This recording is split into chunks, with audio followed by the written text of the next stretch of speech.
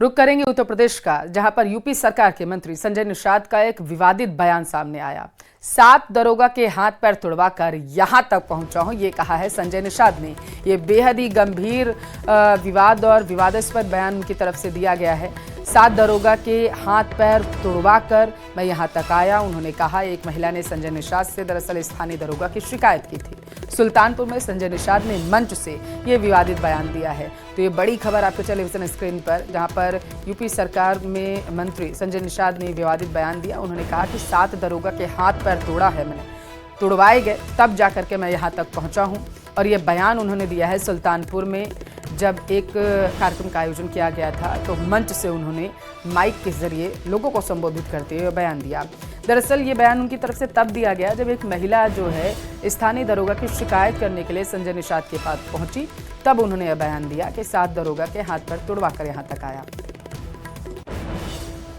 यहाँ ऐसे नहीं पहुंचा हूँ, 7 दरोगा का हाथ पैर तोड़वा कर उसे गड्ढे में फेंकवा कर तब डॉक्टर संजय आया है। जरूरत हुआ तो दरोगा के खिलाफ भी कार्रवाई कराएंगे। यहाँ ऐसे नहीं पहुंचा हूँ, 7 दरोगा का हाथ पैर तोड़वा कर उसे गड्ढे में फेंकवा कर तब डॉक्टर संजय आया है। जरूरत हुआ तो दरोगा के खिलाफ भी कार्रवाई कराएंगे। सुनीता विलियम्स वापस घर आ चुकी है। उनके अंतरिक्ष के इस अभूतपूर्व सफर की कैसे शुरुआत थी और कैसे इस सफर का खूबसूरत अंत हुआ, ये भी समझना बेहद जरूरी है, क्योंकि स्पेस साइंस से जुड़ा ये सफर कई पड़ावों से गुजरा हुआ है। देखिए आप रिपोर्ट।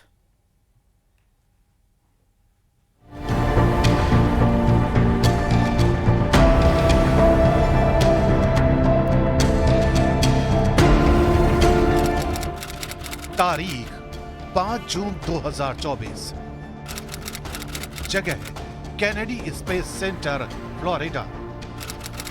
मिशन बोइंग स्टारलाइनर का पहला क्रू टेस्ट। ये वही लम्हा था जब सुनीता विलियम्स और बज विल्मोर को स्टारलाइनर अंतरिक्ष यान के जरिए इंटरनेशनल स्पेस स्टेशन भेजा गया।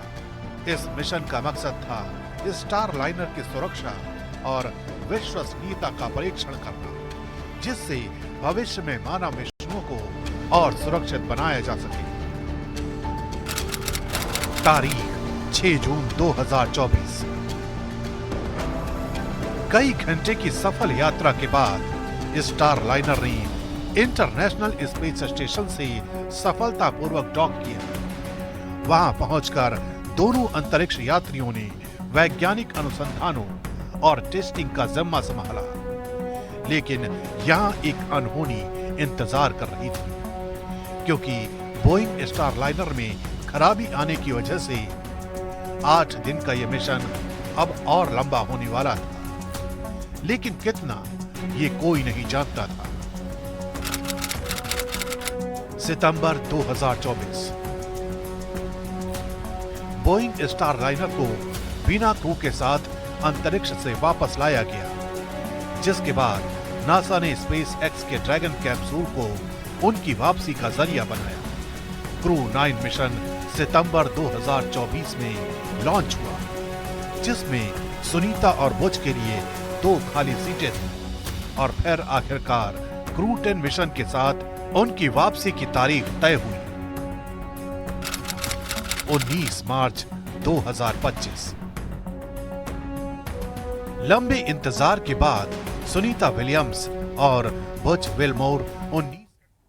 सीधी तस्वीरें आपको दिखाएंगे राजस्थान विधानसभा की कार्यवाही से जुड़ी। दरअसल बजट सत्र को लेकर के यहाँ पर चर्चा चल रही है। माध्यम से मंत्री जी से निवेदन करना चाहता हूँ कि पोखरण एक ऐसा क्षेत्र है जहाँ की टेरा कुटा नाम का एक मिट्टी का बहुत बड़ा हब है, और वहाँ की मिट्टी इतनी प्रसिद्ध है कि वहाँ के कुम्हार समाज, प्रजापति समाज, वो उसके खिलौने भी बनाते हैं, बर्तन भी बनाते हैं। क्या सरकार उन जो आज से पूर्व बनाने वाले कारीगरों को बढ़ावा देने के लिए वहाँ की मिट्टी को आरक्षित करके उन लोगों को उस लीज की जगह आरक्षित करके लैंड देना चाहती है, मिट्टी निकालने का विचार रखती है या नहीं? पहला क्वेश्चन ये है। माननीय मंत्री जी। माननीय अध्यक्ष महोदय, मैं आपके मार्फत माननीय सदस्य को बताना चाहूँगा कि पोखरण में जो मिट्टी उद्योग का आप सदस्य जिक्र कर रहे हैं, ये पोखरण की पारंपरिक कुम्हार कला है और विशेष रूप से मिट्टी के जो प्रसिद्ध स्थानीय जो रेगिस्तानी संस्कृति और प्राकृतिक संसाधनों का संयोजन करती है। पोखरण की मिट्टी में बनी पोट्री के प्राकृतिक और मृदु रंगों का इस्तेमाल होता है, जो इसे एक विशेष आकर्षण देता है। पोट्री साधारण लेकिन आकर्षक डिजाइन में बनाई जाती है, जैसे बर्तन है, घड़े हैं, फूलदान है, सजावटी वस्तुएं हैं। इन पर स्थानीय जो पूछा कला, वो बताओ उनको। इसमें कुम्हारों के लिए 2 किस्तों में जो प्रधानमंत्री विश्वकर्मा योजना के तहत कुम्हारों के प्रोत्साहन के लिए राज्य सरकार के द्वारा बजट की घोषणा करके जो प्रधानमंत्री जी की तरफ से 5% रियायती ब्याज दर पर 3 लाख रुपए की जो मदद कुम्हारों के लिए की जाती थी, उसको माननीय भजनलाल जी ने राजस्थान के बजट घोषणा 2025-26 में बिंदु संख्या 70 पर प्रदेश के जो माटी कला बोर्ड से जुड़े हुए कलाकार हैं उनको सामाजिक सुरक्षा प्रदान करने के लिए, उनके उत्थान के लिए प्रारंभ की गई योजना को वृहद रूप देते हुए आगामी वर्ष 2025-26 में 2000 इलेक्ट्रिक चाक और मिट्टी गूंदने की मशीनें भी उपलब्ध कराने का प्रावधान रखा है।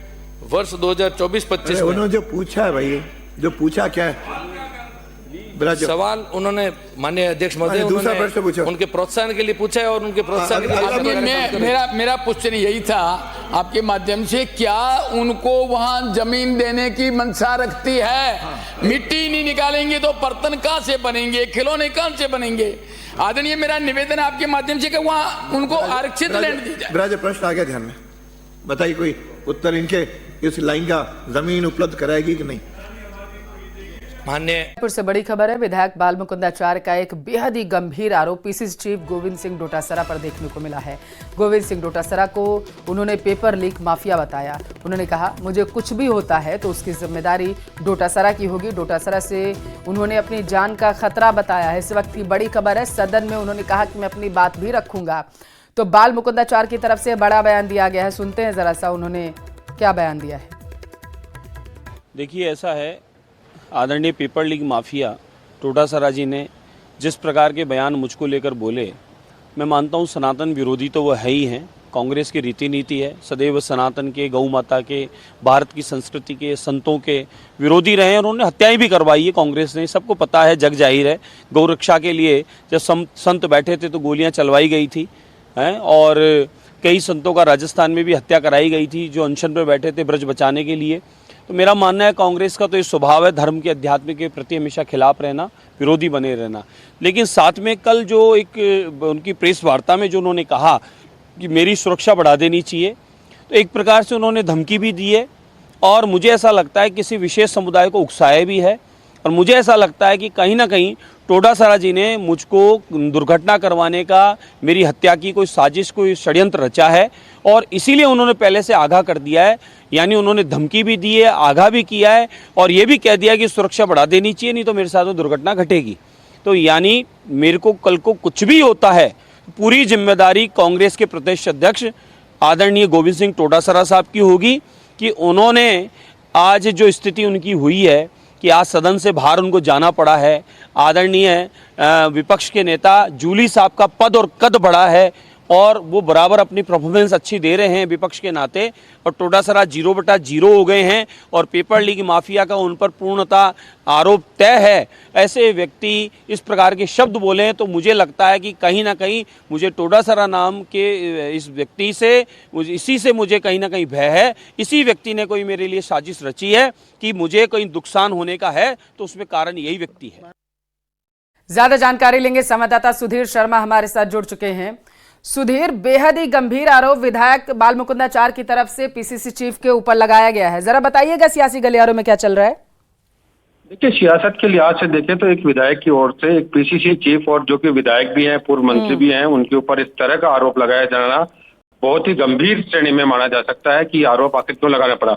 लेकिन अगर बाल मुकुंदाचार्य के इस आरोप को अगर दो तरफा देखा जाए कि एक तरफ वो आरोप लगाया है, दूसरी तरफ सदन की और कांग्रेस की अंदरूनी राजनीति की वो बात कर रहे हैं कि किसका कद बढ़ गया और किसका कम हो गया, और डोटासरा जी का सदन के अंदर क्या रहा, उसको लेकर उन्होंने वक्तव्य दिया। यानी दो वक्तव्य एक साथ उन्होंने दिए हैं, जो सीधे तौर पे एक बार की कहा जा सकता है कि राजनीतिक रूप से दिया गया बयान है। लेकिन उन्होंने जिस तरह से अपने आप पर खतरा है, अपने आप पे हमले की बात की गई है, ये गंभीर बात हो सकती है। अब क्योंकि शून्यकाल जब आएगा तो शून्यकाल में अगर ये मामला सदन के अंदर उठता है तो निश्चित रूप से बेहद गंभीर श्रेणी में हो जाएगा। जी, क्या लगता है इसका कितना असर राजस्थान की राजनीति पर देखने को मिलेगा, क्योंकि बीजेपी लगातार कह रही है कि कांग्रेस में खटास है। जी, जहां तक राजस्थान की राजनीति की बात करें कि अभी क्योंकि विधानसभा का सत्र चल रहा है और विधानसभा के सत्र से बेहतर कोई जगह नहीं हो सकती जहां पर कोई अपनी बात उठा नहीं सकते, तो यहाँ बात उठाने का सबसे अच्छा प्लेटफॉर्म है, अच्छा माध्यम है। लिहाजा ये जो शब्दों के बाण एक दूसरे पे वार प्रतिवार चल रहे हैं, इसके पीछे सब जो फ्लोर पे जब बात आएगी तब होगी। लेकिन ये बात जरूर है कि जो विशेष समुदाय को उकसाने का काम किया है, जो ये लगा है और मेरे पर हमले का षड्यंत्र किया जा रहा है, उसकी जिम्मेदारी डोटासरा पे डाल दी गई है, तो निश्चित रूप से ये बहुत ही आने वाले दिनों में इसको लेकर राजनीति और गरमाएगी। क्या इसकी दशा और दिशा बदलती हुई आपको नजर आ रही है? क्योंकि हमने अभी अपने दर्शकों को बयान सुनवाया विधायक का, तो उनकी तरफ से कहा गया कि एक विशेष समुदाय को उकसाने की कोशिश कर रहे हैं डोटासरा। देखिए, जिस तरह से लगातार बालमुकुंदाचार्य होली के समय से ही होली के उद्यम के लेकर भी उन्होंने पूछा था, लाउड स्पीकर का मामला भी उन्होंने उठाया था, और इन दो मामलों को लेकर उन्होंने गोविंद सिंह डोटासरा ने बयान दिया, और उसी बयान की आगे की परिणति रूप में आज बालमुकुंदाचार्य ने ये बयान दिया गया।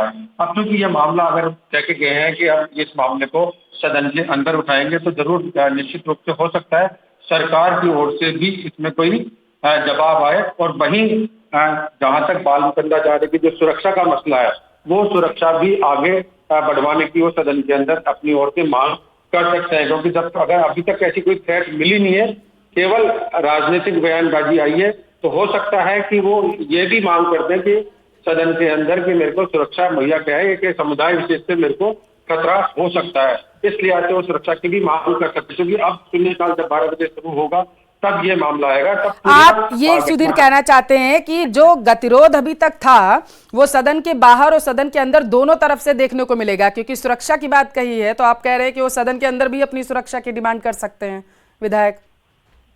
देखिए, सुरक्षा सदन के अंदर नहीं थी, सदन के बाहर जहां भी वो जाते आते हैं, तो जो एक ये तो मिलता है केवल एक विधायक को सुरक्षा के नाम पे, लेकिन अगर कहीं जान को खतरा हो तो पूरी सुरक्षा के अलग अलग जो इस तरह की विभिन्न श्रेणियों की जो सुरक्षा दी जाती है वीआईपी को, निश्चित तौर पर देखना होगा कि क्या किसी तरीके का हलफनामा भी थाने में दाखिल किया जाता है विधायक की तरफ से अपनी सुरक्षा को लेकर के। बहुत शुक्रिया आपका सुधीर, जानकारी पहुंचाने के लिए। खबरों में आगे